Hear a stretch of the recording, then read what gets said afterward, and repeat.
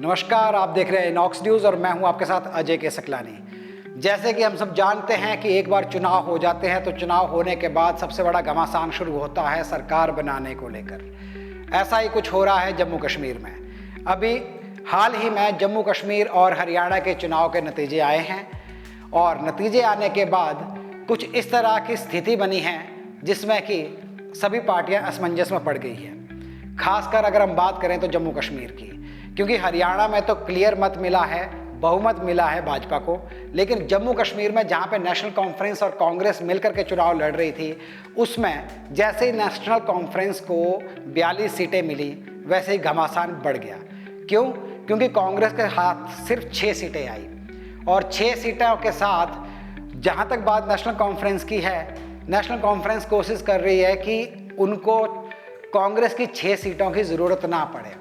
बहरहाल national conference ने जम्मू कश्मीर के 4 और निर्दलीय विधायकों के साथ गठबंधन कर लिया है जो उनके साथ आ गए हैं। अब उसके साथ ही नेशनल कॉन्फ्रेंस का आंकड़ा बढ़कर पहुंच गया है 46, जो कि बहुमत के आंकड़े को छू चुका है, क्योंकि बहुमत के लिए 46 सीटें ही चाहिए।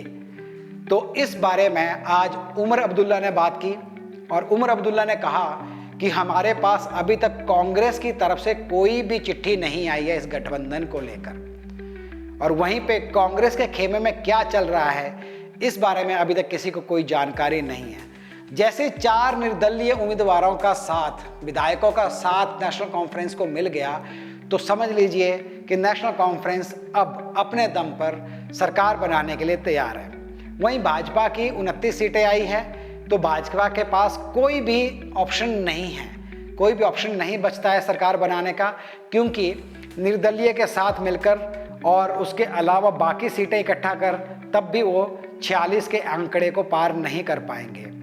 और जहाँ तक बात पीडीपी की है तो पीडीपी इस बार सिर्फ 3 सीटों पे ही सिमट गई है और पिछली बार भाजपा और पीडीपी का गठबंधन हुआ था जो दोबारा हो पाना मुमकिन नहीं था, क्योंकि उसी की वजह से पीडीपी सिर्फ 3 सीटों पे सिमट गई और पीडीपी को इस बार कोई भी समर्थन लोगों ने नहीं दिया।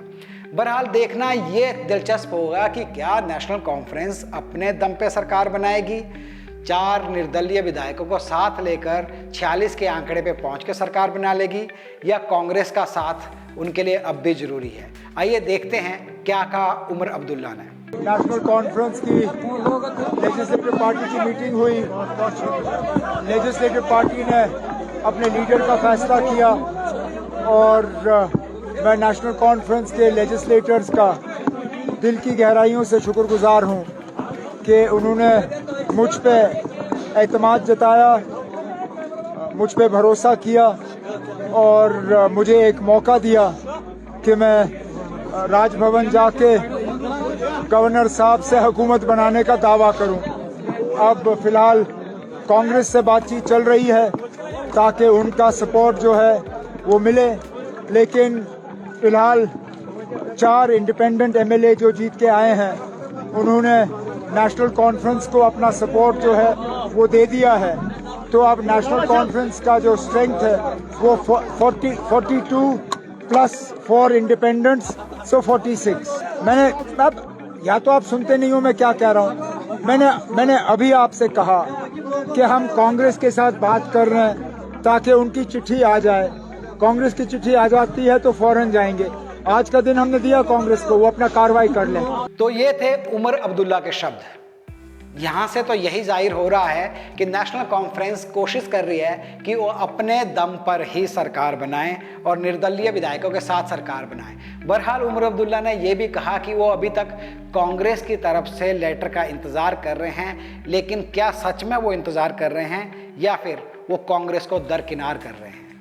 असल में क्या होगा ये तो आने वाले दिनों में ही देखना होगा और आने वाले दिनों में ही समझ आएगा कि क्या नेशनल कॉन्फ्रेंस अपने दम पे सरकार बनाती है या फिर कांग्रेस के साथ जो गठबंधन था उसमें कंटिन्यू करती है। बहरहाल अभी के लिए मुझे दीजिए इजाज़त। मैं हूं अजय के सकलानी इनॉक्स न्यूज़ से। हमारे चैनल को सब्सक्राइब करना ना भूलिएगा। नमस्कार।